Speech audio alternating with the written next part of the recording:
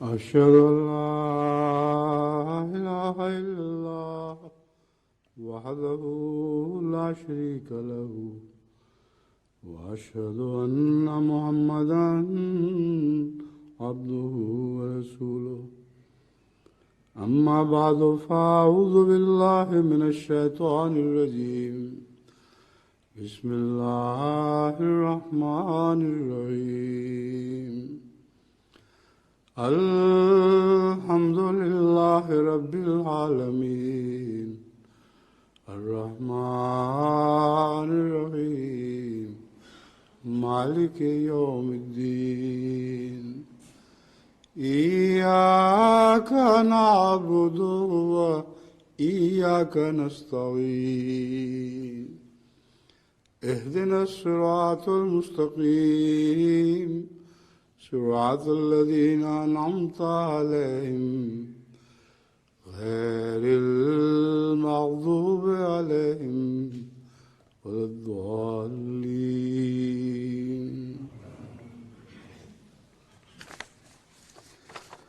هو الحي لا إله إلا هو لا إله إلا هو فادعوه مخلصين له الدين الحمد لله رب العالمين. سورہ المومن آیت 66. وہی زندہ ہے، اس کے سوا کوئی معبود نہیں، بس اسی کے لیے دین کو خالص کرتے ہوئے اسے پکارو. کامل تعریف اللہ ہی کے لیے ہے جو تمام جہانوں کا رب ہے. دعاؤں کا جو مضمون چل رہا ہے، اس وقت حضور صلی اللہ علیہ وآلہ وسلم کی دعاؤں کا ذکر چل رہا تھا اور ابھی یہ ذکر جاری ہے. حضور اکرم صلی اللہ علیہ وآلہ وسلم کو تو اڑنا بچھونا ہی دعائیں تھیں.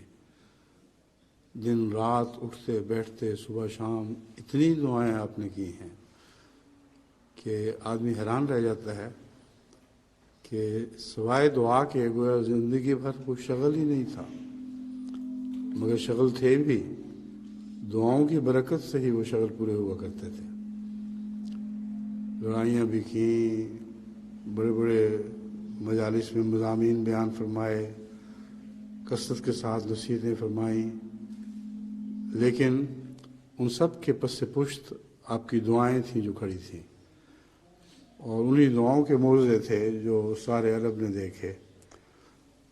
بس اب میں حضور اکرم صلی اللہ علیہ وآلہ وسلم کی بعض دعائیں آپ کے سامنے رکھتا ہوں.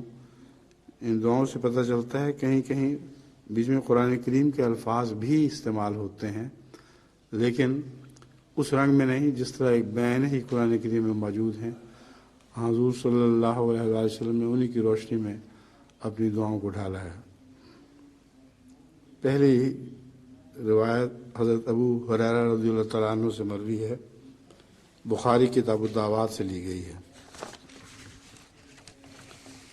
حضرت ابو ہریرہ رضی اللہ تعالیٰ عنہ بیان کرتے ہیں کہ رسول اللہ صلی اللہ علیہ وسلم نے فرمایا کہ جس نے دن میں 100 بار یہ کہا اللہ کے سوا کوئی معبود نہیں، وہ ایک ہے، اس کا کوئی شریک نہیں، حکومت اسی کی ہے اور تمام تعریفیں اسی کے لیے ہیں اور وہ ہر چیز پر قادر ہے. اصل الفاظ اس کے جو بعضوں کو آسانی سے یاد بھی ہو سکتے ہیں وہ یہ ہیں: من قال لا الہ الا اللہ وحدہ لا شریک لہ لہ الملک ولہ الحمد وہو علی کل شیء قدیر. جس نے یہ دعا کی، اس کے متعلق فرمایا تو اسے 10 گردنوں 100 دفعہ یہ دعا کی تو اسے 10 گردنوں کے آزاد کرنے کے برابر ثواب ملے گا. اب 10 گردنوں کے آزاد کرنے کے برابر ثواب کا جو مضمون ہے، اس سے ثابت ہوتا ہے کہ حضور صلی اللہ علیہ وآلہ وسلم اور آپ کے عشاق کو غلاموں کو آزاد کرنے کا بہت شوق تھا. اور یہ جتنے بھی الزام لگائے جا رہے ہیں مغرب کی طرف سے، سب جھوٹے ہیں. آپ نے تو جو دنیا میں پہلے سے غلام بنائے گئے تھے ان سب کو آزاد کرنے کے لیے इतनी जद्दोजहद फरमाई कि अक्ल दंग रह जाती है। और वही सिलसिला अगर मुसलमानों में चलता तो दुनिया से ग़ुलामी नाबूद हो चुकी होती। लेकिन आजकल की कौमों को तो ये हाल है कि ग़ुलाम बनाए हुए हैं। जो पहले ग़ुलाम थे वो इनफरादी ग़ुलाम थे, अब पूरी की पूरी कौम में ग़ुलाम हैं और दूर बैठे उनकी ग़ुलामी के सिलसिले को बढ़ाए चले जा रहे हैं। कोई दुनिया में पत्थर भी उनकी रज़ा के बगैर नहीं हिलता, इन मानों में कि खुदा बने हुए हैं। और कहते ये हैं कि हमारी रज़ा के सिवा पत्ता नहीं हिलना चाहिए। कहीं दुनिया के कोने में कुछ हो जाए वहीं इन पर नज़र होती है और आदमी हैरान रह जाता है कि किस कदर इनको ग़ुलामी की आदत, ग़ुलाम बनाने की आदत है। और हुज़ूर अकरम सल्लल्लाहु अलैहि वसल्लम तो ग़ुलामों को आज़ाद करने के लिए आए थे। फरमाया उसकी 100 नेकियां लिख ली जाएंगी और 100 बुराइयां मिटा दी जाएंगी और उस दिन शैतान से उसे एक पनाह हासिल होगी यहाँ तक कि शाम हो जाए। ये दिन की दुआएं हैं जो शाम तक इसी तरह चलती हैं। और कोई शख्स उससे बेहतर अमाल के साथ हाजिर नहीं होगा जिनके साथ ये हाजिर होगा, सिवाय इसके कि कोई शख्स उससे ज़्यादा अमल बजा लाए। अब सिवाय इसके में कौन मुराद हो सकता है? बहुत से हैं जो दर्जा बदर्जा मुराद हो सकते हैं, मगर मेरे नज़दीक तो इसमें हज़रत अक़दस मोहम्मद मुस्तफ़ा सल्लल्लाहु अलैहि वसल्लम ही मुराद हैं। क्योंकि ये सबको दुआ सिखा के क़ुर्ब इलाही का एक तरीक़ा समझाया और फिर ये मुतनब्बे कर दिया कि हाँ ऐसा भी शख्स हो सकता है जो अमल में तुम सबसे बहुत ज़्यादा हो। हुज़ूर अकरम सल्लल्लाहु अलैहि वसल्लम की इनकिसारी का तरीक़ था कि अपना ज़िक्र अल्फाज में छुपा के किया करते थे। बस मेरे नज़दीक यहाँ भी हुज़ूर अकरम सल्लल्लाहु अलैहि वसल्लम का खुद अपने बारे में ज़िक्र है। एक दूसरी हदीस सुनन अबी दाऊद किताबुल अदब से ली गई है। अन अबी हुरैरा अन्ना अबा बकर सिद्दीक़ रज़ियल्लाहु तआला अन्हु क़ाला या रसूलल्लाह मुरनी बिकलिमातिन अक़ुलुहुन्ना इज़ा अस्बहतु व इज़ा अमसैत। हज़रत अबू बकर सिद्दीक़ रज़ियल्लाहु तआला अन्हु बयान करते हैं कि मैंने अर्ज़ की कि या रसूलल्लाह मुझे कुछ ऐसे कलिमात पढ़ने का हुक्म दें जो मैं सुबह भी पढ़ूँ और शाम भी पढ़ूँ। इस पर हुज़ूर सल्लल्लाहु अलैहि वसल्लम ने फरमाया तुम ये दुआ किया करो, ऐ अल्लाह जो ज़मीन व आसमान को पैदा करने वाला है, गैब और हाजिर को जानता है, हर चीज़ का रब और उसका मालिक है, मैं गवाही देता हूँ कि तेरे सिवा कोई इबादत के लायक नहीं। मैं अपने नफ्स के शर, शैतान के शर और उसकी मुशरिकाना बातों के शर से तेरी पनाह चाहता हूँ। हर चीज़ का रब और उसका मालिक है, ये दो तरफा मजमून है।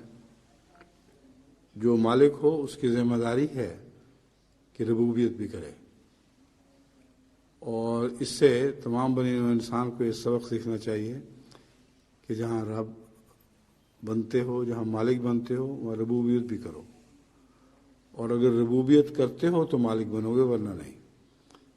तो ये दो तरफा मजमून है। हुज़ूर सल्लल्लाहु अलैहि वसल्लम ने फरमाया ये दुआ जब तुम सुबह करो उस वक्त करो और जब शाम हो उस वक्त भी करो। जब सुबह करो यानी तुम्हारी सुबह हो जब, उस वक्त भी ये दुआ किया करो और जब शाम हुआ करे उस वक्त भी दुआ किया करो और जब अपने बिस्तर पर लेटो उस वक्त भी ये दुआ किया करो।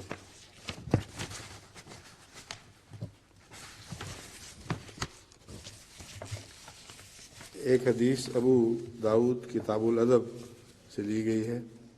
हज़रत अब्दुल्ला बिन खुबैब रज़ियल्लाहु तआला अन्हु बयान करते हैं कि हुज़ूर सल्लल्लाहु अलैहि वसल्लम ने फरमाया तुम सूरह इखलास और बाद की 2 सूरतें सुबह शाम 3 बार पढ़ा करो। ये ज़िक्र तुझे हर चीज़ से बेनियाज कर देगा। یعنی اللہ تعالیٰ تمہاری تمام ضرورتوں کا متکفل ہو جائے گا۔ اب اس میں 3 صورتوں کا قل هو اللہ احد، قل اعوذ برب الفلق، قل اعوذ برب الناس کا ذکر ہے، اور یہاں 3 مرتبہ فرمایا ہے، 3 مرتبہ پڑھا کرو۔ تو جن لوگوں کے لیے لمبی دعائیں کرنا مشکل نہ ہو، ان کو بھی چھوٹی چھوٹی دعائیں بھی سمجھا دی تھیں، تاکہ ان دعاؤں کے ذریعے سے وہ اعلیٰ درجات حاصل کریں۔ آپ دیکھیں 100 دفعہ یا 300 دفعہ نہیں، بلکہ 3 دفعہ فرمایا ہے، 3 دفعہ صبح بھی پڑھو اور شام کو بھی پڑھو، لیکن ان 3 دفعہ پڑھنے کے نتیجے میں تم اللہ تعالیٰ کی پناہ میں رہو گے اور پناہ میں آ جاؤ گے، کیونکہ یہ تینوں دعائیں شیطان کے شر سے بچنے کے لیے اور اس کے اثرات سے بچنے کے لیے ہیں۔ بس یہ نہیں مطلب نہیں ہے کہ منہ سے نکال دو یہ دعائیں اور وہی بات پوری ہو جائے گی۔ حضور اکرم صلی اللہ علیہ وآلہ وسلم جو دعائیں کرنے کا حکم دیتے ہیں وہ تب مقبول ہوتی ہیں جب دل سے بھی کی جائیں اور عمل سے بھی کی جائیں۔ تو بظاہر چھوٹی سی بات ہے 3 دفعہ یہ دعائیں پڑھنا، لیکن سارا دن کا عمل اس کی سچائی کو ثابت کرے گا، اور سارے دن کا عمل ان کو جھٹلا بھی سکتا ہے۔ بس اگر یہ دعائیں کرو تو اللہ تعالیٰ ہر دوسری چیز کی ضرورت سے تمہارا متکفل ہو جائے گا۔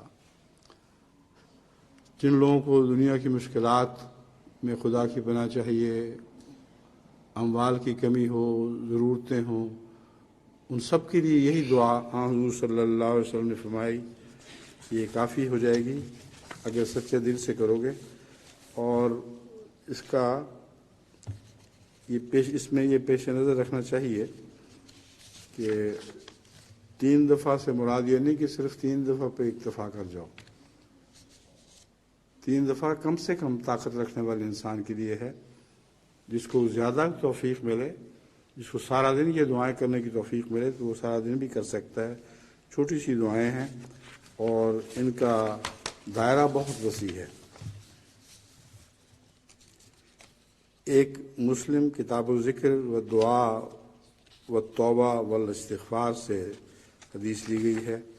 حضرت عبداللہ بن مسعود رضی اللہ تعالیٰ عنہ بیان کرتے ہیں کہ جب شام ہوتی تو یہ دعا کرتے، اے اللہ میں تجھ سے اس رات کی بھلائی مانگتا ہوں اور اس رات کے شر سے اور اس کے بعد کے شر سے تیری پناہ مانگتا ہوں۔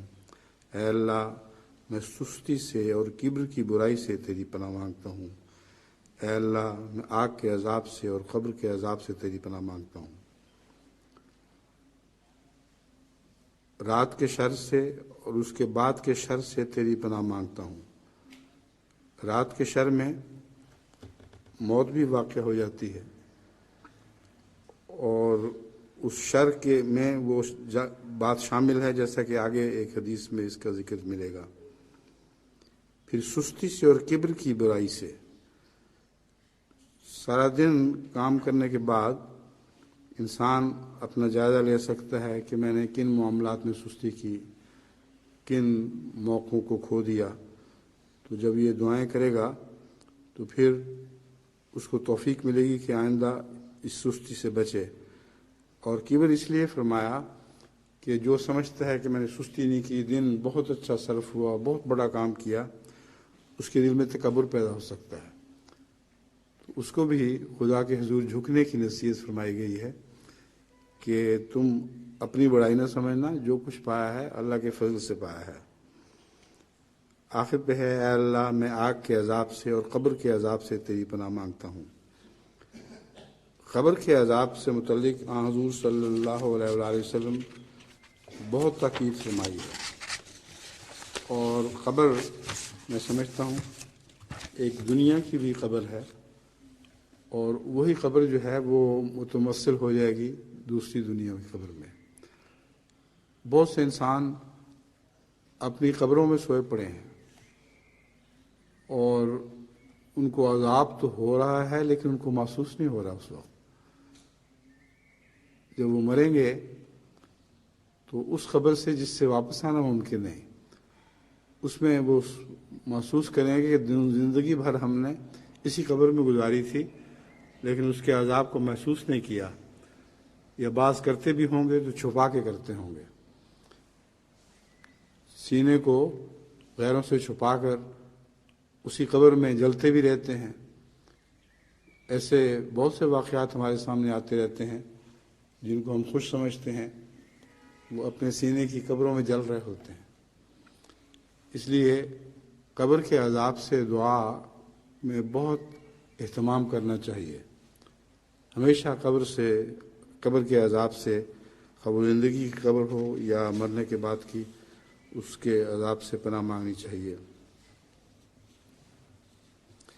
پھر حضور صلی اللہ علیہ وسلم کے متعلق حضرت حذیفہ بن یمان بیان کرتے ہیں کہ حضور صلی اللہ علیہ وسلم جب سونے کے لیے بستر پر تشریف لاتے تو دعا پڑھتے، میں تیرے نام ہی سے مرتا ہوں اور تیرے نام کے ساتھ زندہ ہوتا ہوں۔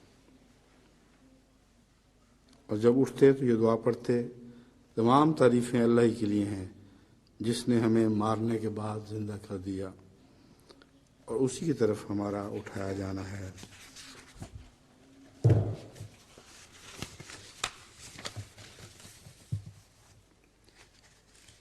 ایک بخاری کتاب الدعوات سے حدیث لی گئی ہے، عن البراء بن عازب، براء بن عازب بیان کرتے ہیں کہ حضور صلی اللہ علیہ وسلم نے ایک شخص کو نصیحت کرتے ہوئے فرمایا، جب تو اپنے بستر کا قصد کرے تو یہ دعا پڑھا کر، اے اللہ میں اپنے آپ کو تیرے حوالے کرتا ہوں اور اپنا معاملہ تیرے سپرد کرتا ہوں، تیری طرف اپنا رخ کرتا ہوں اور رغبت اور خوف کی حالت میں تیرا ہی سہارا ڈھونڈتا ہوں، تیری مشیت کے خلاف کوئی پناہ یا نجات نہیں مل سکتی، اس کتاب پر جو تو نے اتاری ہے ایمان لاتا ہوں اور اس نبی پر بھی ایمان لاتا ہوں جسے تو نے بھیجا ہے۔ پھر حضور نے فرمایا، اس دعا کی حالت میں اگر نیند میں موت بھی واقع ہو جائے تو پھر تو گویا فطرت پہ مرے گا، کیونکہ فطرت پہ مرنے کی مراد یہ ہے کہ اس دعا کے ذریعے سب گناہ معاف ہو جائیں گے، اور نوزائیدہ بچہ جس طرح مر جاتا ہے اس طرح پاک و صاف مرے گا۔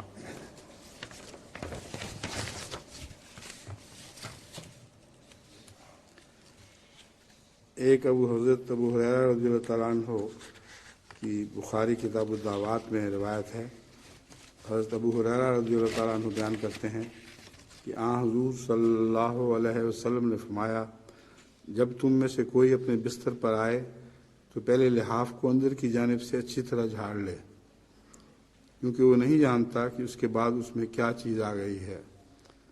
یہ دیکھیں کتنا خیال ہے اپنی امت کا، آدمی حیران رہ جاتا ہے، چھوٹی چھوٹی نصیحتیں ہیں، اس کے بڑے بڑے فوائد ہیں۔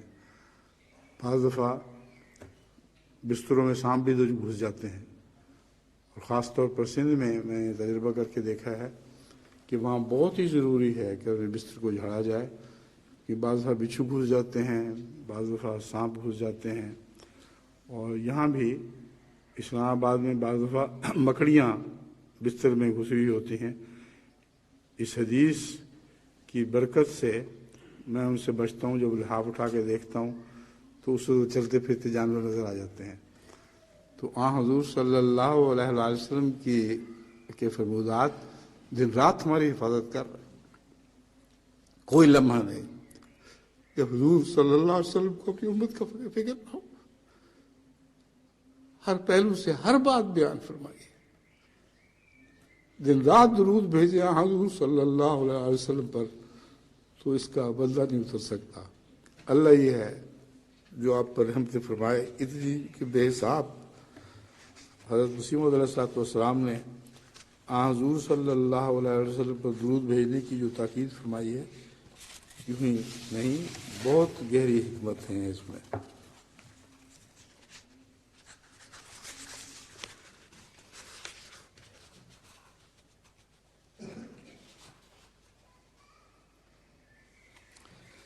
حضرت جریر رضی اللہ تعالیٰ عنہ بیان کرتے ہیں کہ حضرت سہل نے کہا کہ ہم میں سے کوئی اگر سونے کا ارادہ کرتا ہے تو ابو صالح اسے حکم دیتے ہیں کہ اپنے دائیں پہلو پر لیٹے پھر یہ دعا پڑھے: اے اللہ، اے آسمانوں اور زمین کے رب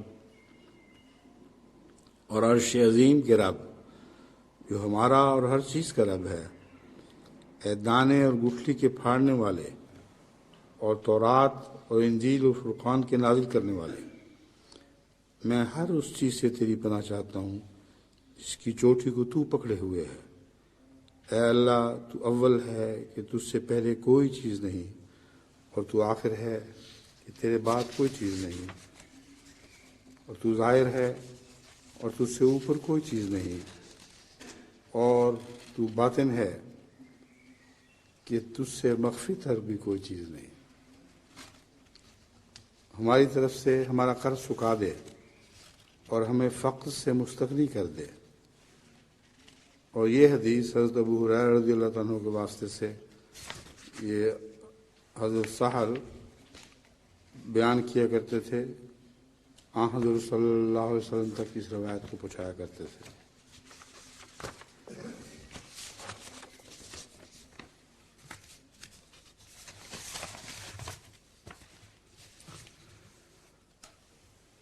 حضرت ابو ہریرہ رضی اللہ تعالیٰ عنہ سے سنن ابن ماجہ میں کتاب الدعا میں مروی ہے کہ آپ نے حضرت ابو ہریرہ رضی اللہ تعالیٰ عنہ نے روایت کی کہ رسول اللہ صلی اللہ علیہ وسلم نے فرمایا کہ جب تم صبح اٹھو تو یہ دعا کیا کرو کہ اے اللہ، تیری ہی توفیق سے ہم نے صبح کی، اور تیری ہی توفیق سے ہم نے شام کی، اور تیرے ذریعے ہی ہم زندہ رہتے ہیں، اور تیرے ذریعے ہی ہم مرتے ہیں، اور تیری طرف ہی ہم نے زندہ ہونے کے بعد اٹھ کر آنا ہے۔ اور جب شام ہوتی تو آپ کہا کرتے تھے: اے اللہ، ہم نے تیری توفیق کے ساتھ شام کی، اور تیری توفیق سے ہم زندگی گزارتے ہیں، اور تیرے ذریعے ہی مرتے ہیں، اور تیری طرف ہی واپس لوٹ کر آنا ہے۔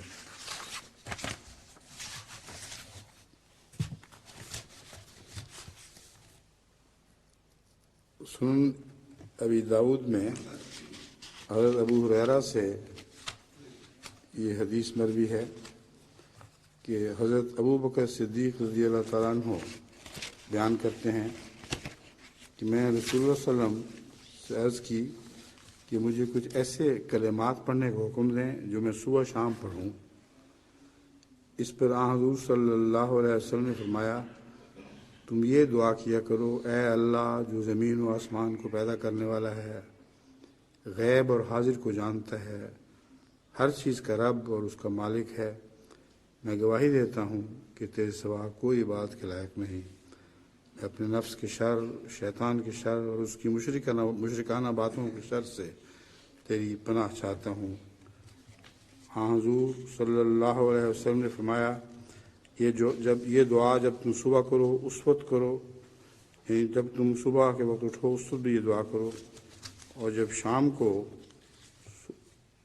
کرو تو اس وقت بھی یہ دعا کیا کرو، جب اپنے بستر پر لیٹو تو اس وقت بھی یہ دعا کیا کرو۔ یہ پہلے بیان کر چکا ہوں، یہ روایتیں ابھی اس سے پہلے بیان نہیں کی۔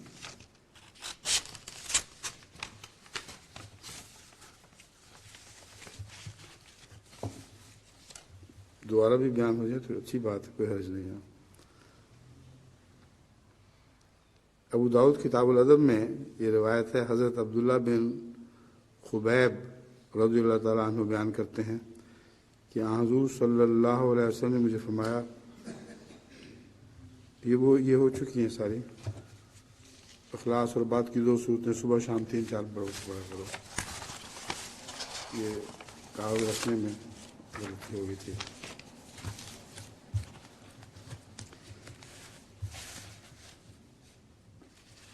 پڑھ تو سکتا ہوں دوبارہ، لیکن یہ آگے پھر باقی روایتوں کے لیے وقت نہیں بچے گا، اس لیے میں دہراتا نہیں ان کو۔ عبادہ بن صامت رضی اللہ تعالیٰ عنہ نے نبی اکرم صلی اللہ علیہ وآلہ وسلم سے روایت کی کہ آپ نے فرمایا: جو شخص رات کو اچانک بیدار ہونے پر یہ دعا پڑھے کہ اللہ کے سوا کوئی عبادت کے لائق نہیں، وہ واحد ہے، اس کا کوئی شریک نہیں، بادشاہت اس کی ہے اور حمد کا بھی صرف وہی مستحق ہے، اور وہ ہر ایک چیز کے کرنے پر قادر ہے۔ سب تعریفیں اللہ ہی کے لیے ہیں۔ اللہ پاک ہے اور اللہ کے سوا کوئی معبود نہیں، اور اللہ بہت بڑا ہے اور کسی کو برائی سے بچنے کی طاقت نہیں اور نہ نیکی بجانے کی قوت ہے مگر اللہ کے ذریعے سے۔ پھر وہ یہ دعا کرے کہ اے اللہ مجھے بخش دے، اس نے کوئی بھی دعا کی تو اس کی دعا قبول ہوگی۔ اگر وہ اٹھ کر وضو کرے اور نوافل ادا کرے تو اس کی نماز بھی مقبول ہوگی۔ یہاں یہ مراد نہیں ہے کہ جب بھی رات کو اچانک آنکھ کھلے اسی وقت اٹھ کے نوافل پڑھے۔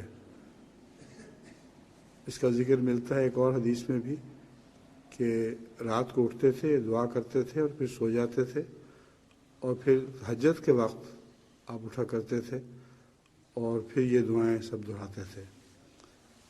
تو اس لیے یہ نہ کوئی سمجھ لے کہ جب بھی رات کو آنکھ کھلے، بعض لوگوں کی 3 4 بار آنکھ کھلتی ہے تو اٹھتے ہی فوراً وضو کیا کریں اور تہجد پڑھا کریں۔ تہجد اپنے وقت پر ہی پڑھی جائے گی۔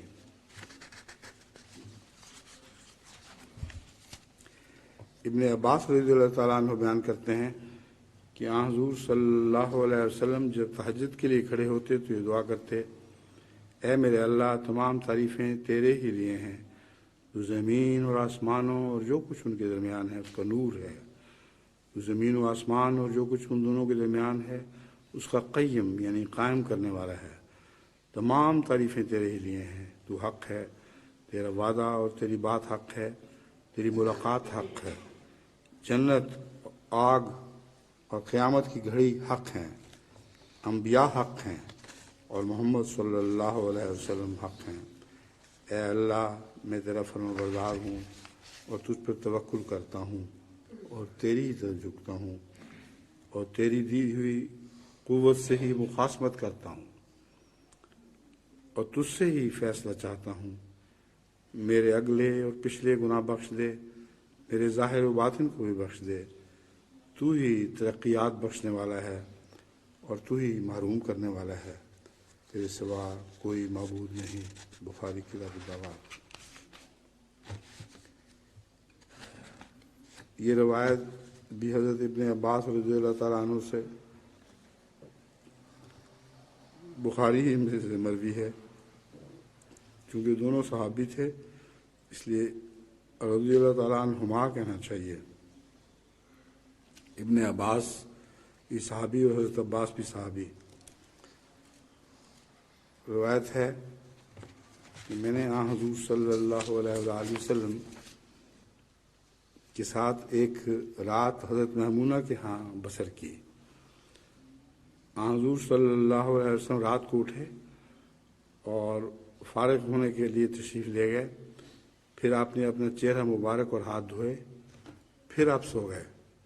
اس لیے وہ جو پہلی روایت تھی، یہ روایت اس کی تشریح کر رہی ہے کہ ہر دفعہ اٹھنے پر تہجد نہیں پڑھا، فارغ ہوئے، صاف ہوئے، چہرہ صاف کیا، ہاتھ دھوئے اور پھر سو گئے۔ راوی بیان کرتے ہیں کہ حضور کچھ دیر کے بعد پھر اٹھے اور مشکیزے کے پاس تشریف لا کر اس کی رسی کھولی، وضو فرمایا۔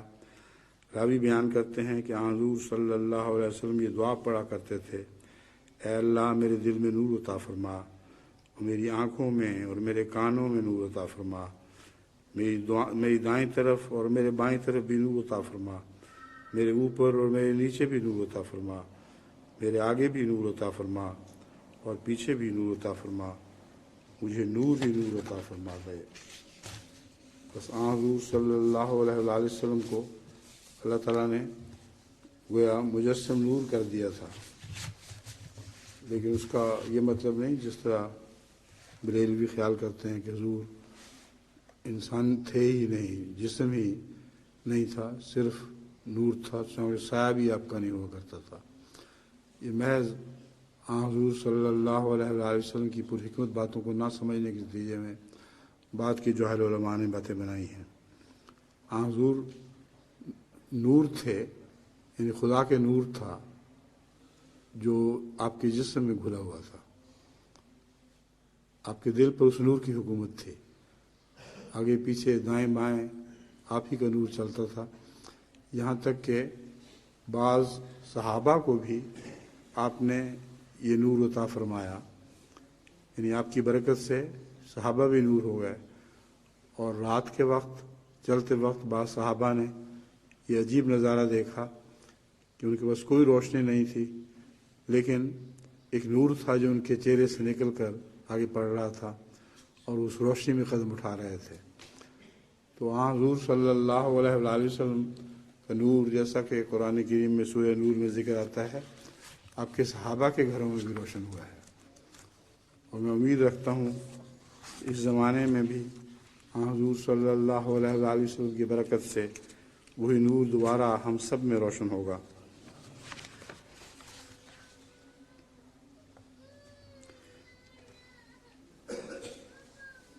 پھر حضور صلی اللہ علیہ وآلہ وسلم کی ایک روایت بخاری کتاب الدعوات سے، بخاری کتاب الدعوات میں حضرت قتادہ رضی اللہ تعالیٰ بیان کرتے ہیں کہ میں نے انس کو یہ کہتے ہوئے سنا کہ سلیم نے نبی صلی اللہ علیہ وآلہ وسلم سے عرض کی، یہ انس ہے، یہ آپ کی خدمت میں رہے گا.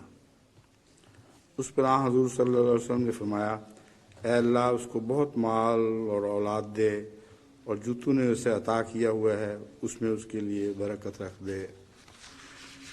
بس اپنی خدمت کرنے والوں کے لیے بھی حضور صلی اللہ علیہ وسلم بہت دعا کیا کرتے تھے.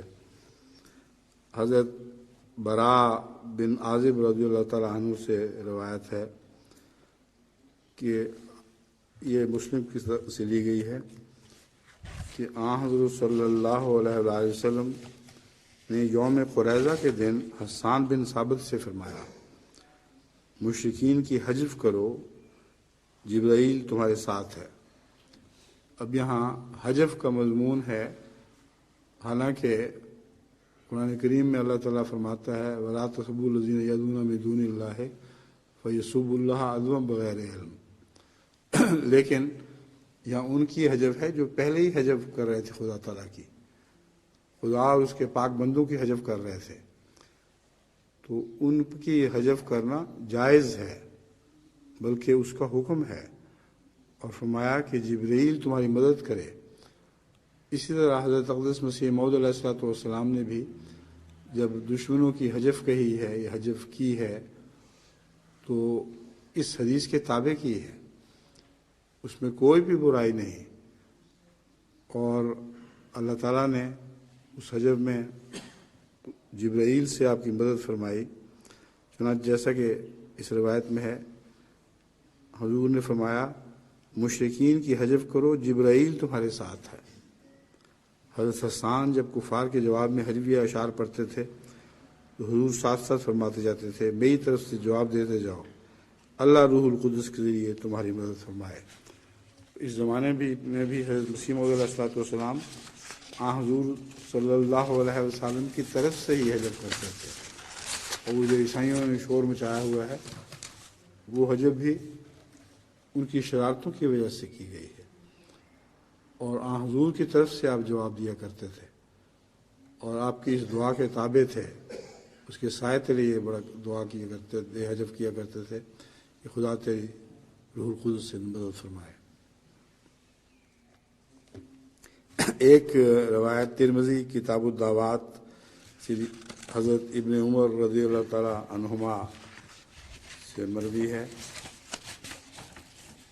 آپ کہتے ہیں کہ حضور صلی اللہ علیہ وسلم جب کسی مجلس سے اٹھتے تو آپ دعا کرتے، اے میرے اللہ تو ہمیں اپنا خوف عطا کر جسے تو ہمارے گناہوں کے درمیان روک بنا دے، اور ہم سے تیری نافرمانی سرزد نہ ہو، اور ہمیں اطاعت کا وہ مقام عطا فرما جس کی وجہ سے تو ہمیں جنت میں پہنچا دے، اور اتنا یقین بخش کہ جس کی وجہ سے دنیا کے مصائب تو ہم پر آسان کر دے.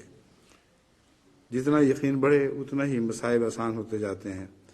اے میرے اللہ ہمیں اپنے کانوں، اپنی آنکھوں اور اپنی طاقتوں سے زندگی بھر صحیح صحیح فائدہ اٹھانے کی توفیق عطا فرما، اور ہمیں اس بھلائی کا وارث بنا، اور ہمیں اس بھلائی کا وارث بنا، اور جو ہم پر ظلم کرے اس سے تو ہمارا انتقام لے، جو ہم سے دشمنی رکھتا ہے اس کے برخلاف ہماری مدد فرما، اور دین میں کسی ابتلا کے آنے سے بچا، اور ایسا کر کہ دنیا ہمارا سب سے بڑا غم و فکر نہ ہو، اور نہ یہ دنیا ہمارا مبلغ علم ہو، اور ایسے شخص کو ہم پر مسلط نہ کر جو ہم پر رحم نہ کرے اور مہربانی سے پیش نہ آئے۔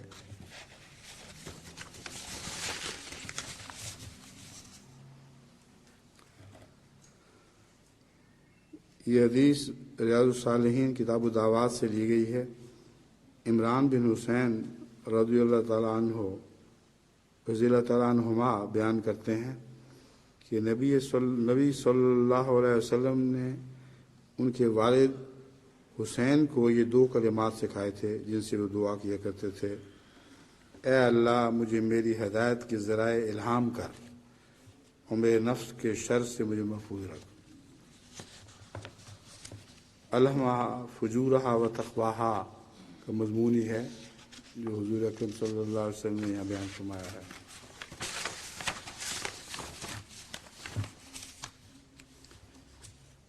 ایک حدیث مسلم کتاب الذکر و دعا سے حضرت سعد بن ابی وقاص سے مروی ہے: سمیت خولتہ بنت حکیم سلمیہ۔ حضرت سعد بن ابی وقاص بیان کرتے ہیں کہ میں نے خولہ بنت حکیم السلمیہ کو یہ کہتے ہوئے سنا کہ انہوں نے رسول اللہ صلی اللہ علیہ وسلم کو یہ فرماتے ہوئے سنا کہ جو کوئی کسی گھر میں قیام پذیر ہو، پھر کامل کلمات کے ذریعے ہر اس شخص کے شر سے پناہ مانگے جو اس نے پیدا کی ہے، اسے کوئی چیز نقصان نہیں پہنچا سکے گی یہاں تک کہ وہ اپنے اس گھر سے رخصت ہو جائے۔ اس کے ترجمے میں میرا خیال ہے کچھ نقص رہ گیا ہے، یہاں مسافر کا ذکر چل رہا ہے اصل میں۔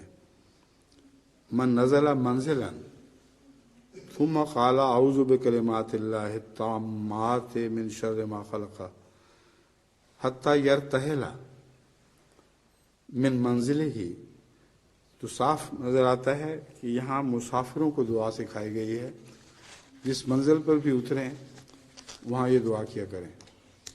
تو ہر منزل کے اپنے اپنے شر ہوتے ہیں، ان سے اللہ تعالیٰ اسے بچائے گا، اور پھر جب وہ سفر اختیار کریں دوبارہ تو پھر یہی دعا دہرایا کریں۔ جتنی منزلیں طے کرنی ہیں ہر منزل پر یہی دعا جاری رہے۔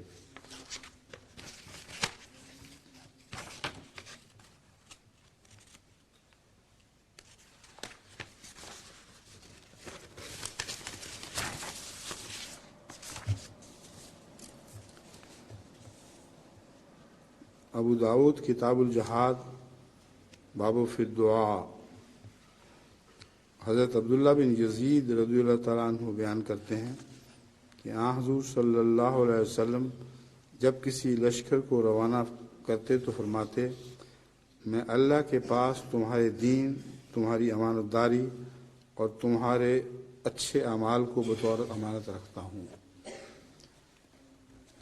اب لشکر کو روانہ کر رہے ہیں جہاد کے لیے، اور بظاہر یہ انسان سوچتا ہے کہ اللہ تمہیں ہر شر سے ان سے بچائے، دشمنوں سے، مگر جو شہید ہو وہ تو ہر شر سے بچ گیا۔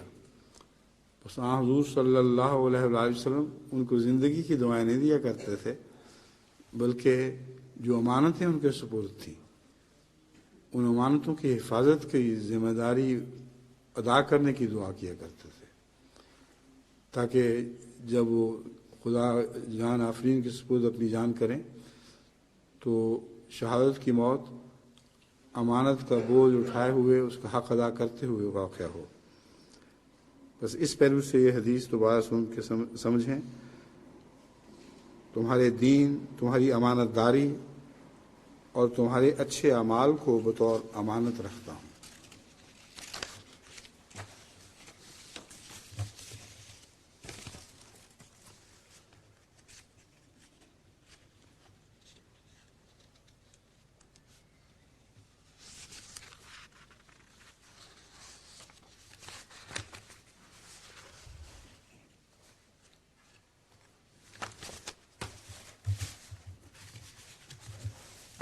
اب ثبات قدم کے تعلق میں بعض دعائیں۔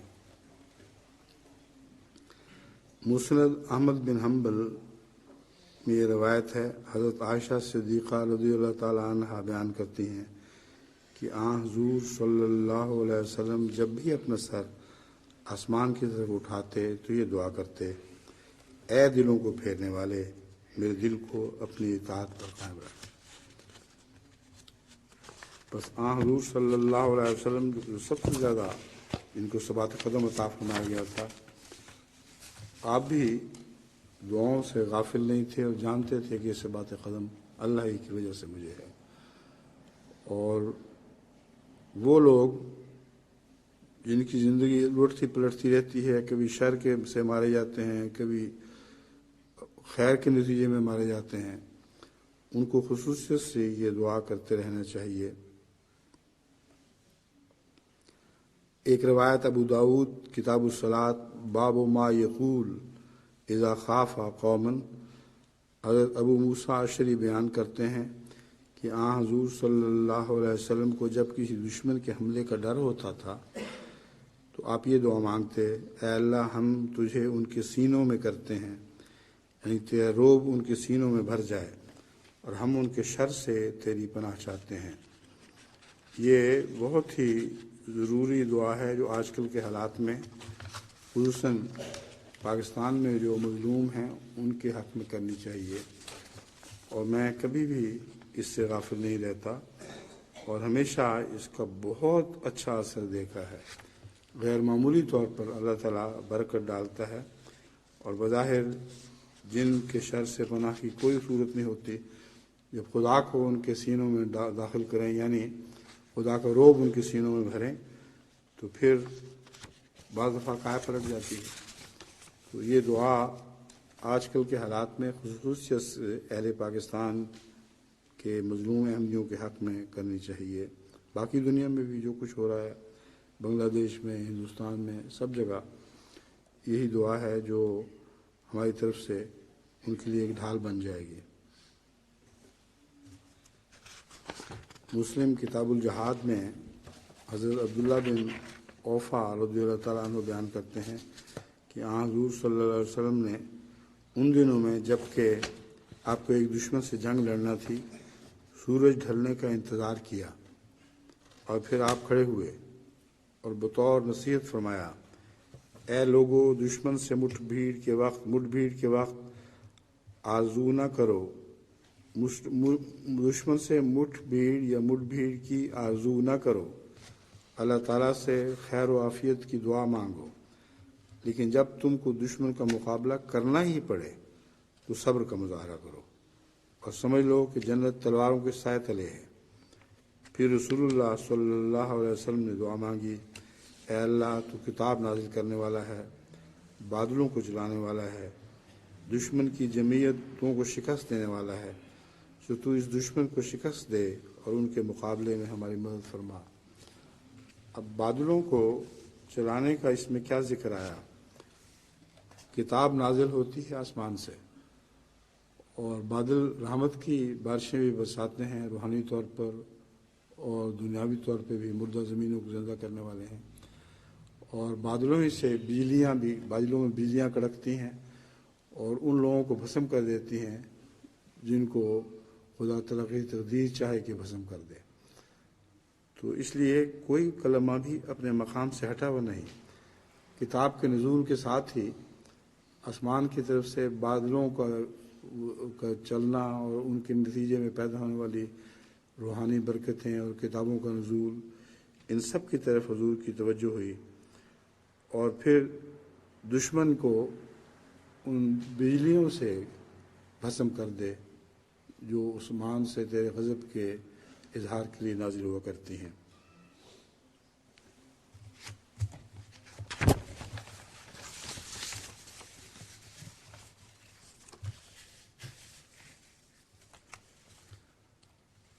اب چونکہ میں دیکھ رہا ہوں وقت زیادہ ہو گیا ہے، اس لیے یہ ہے آگے یہاں سے شروع کریں گے، باقی انشاءاللہ اب ختم ہونے والا ہی تھا لیکن جاری رکھتے ہیں۔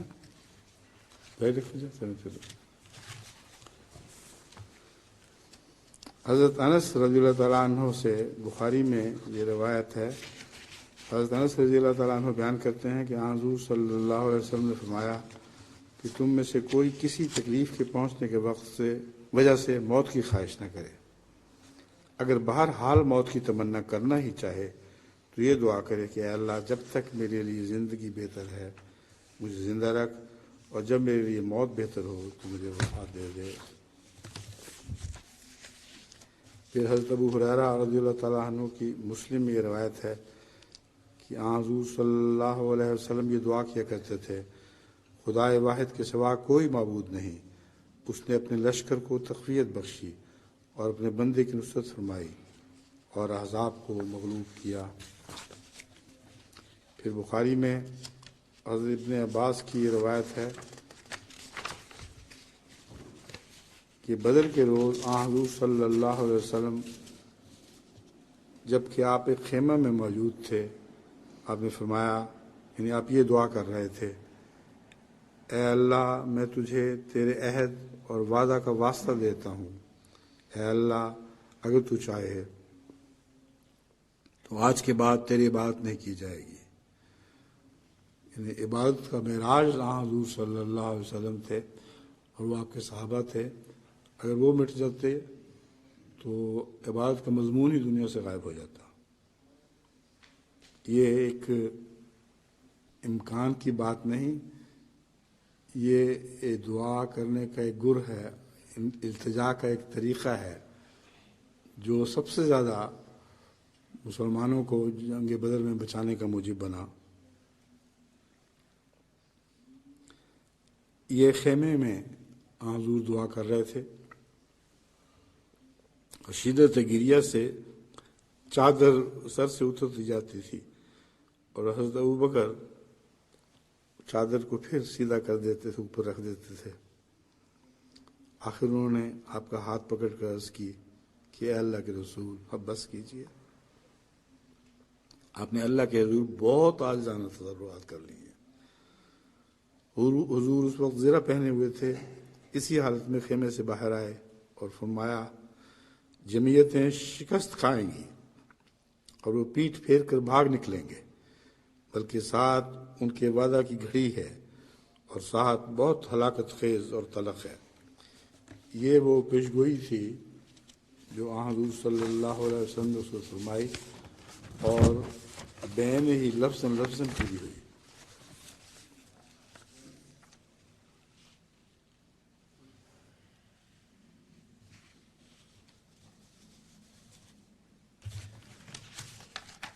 حضرت مسیح موعود علیہ السلام کا ایک اقتباس پڑھ کے میں اس خطاب کو اب ختم کرتا ہوں۔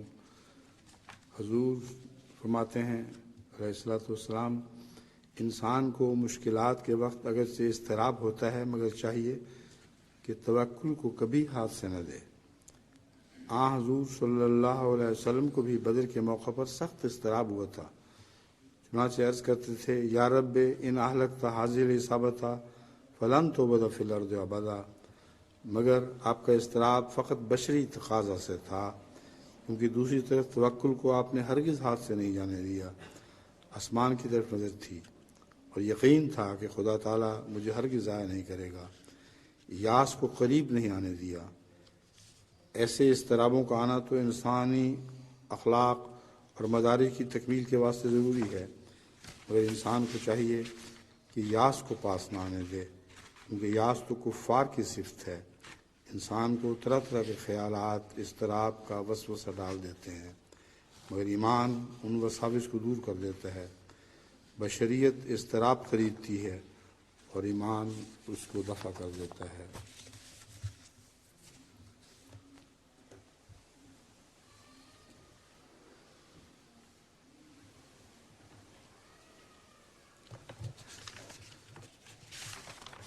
الحمد لله نحمده ونستعينه ونستغفره ونؤمن به ونتوكل عليه ونعوذ بالله من شرور أنفسنا ومن سيئات أعمالنا من يهده الله فلا مضل له ومن يضلله فلا هادي له ونشهد أن لا إله إلا الله ونشهد أن محمدا عبده ورسوله عباد الله رحمكم الله إن الله يأمر بالعدل والإحسان وإيتاء ذي القربى وينهى عن الفحشاء والمنكر والبغي يعظكم لعلكم تذكرون اذكروا الله يذكركم وادعوه يستجب لكم ولذكر الله أكبر